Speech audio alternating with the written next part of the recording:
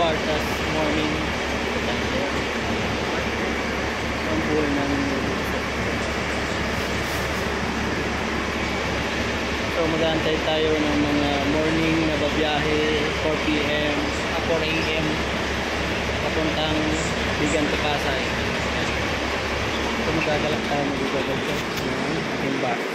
Ito po tayo.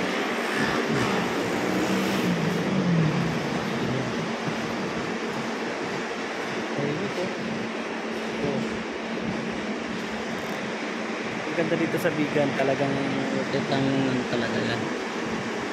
So ang parking ko. So akit tayo ngayon, i-double check natin yung ating bus.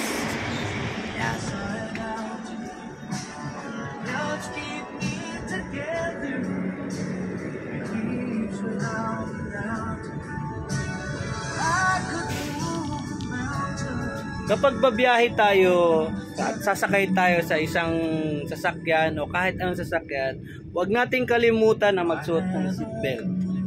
Ito ang pinaka-importante sa lahat, ang seatbelt, para maging safety tayo sa ating biyahe. At kung gusto naman natin mag-relax, ipupul natin ang ating upuan at saka naging naka-seatbelt. And bago mag-start ng biyahe, importante ang pagpipray, pag-guidance sa conductor at saka sa driver.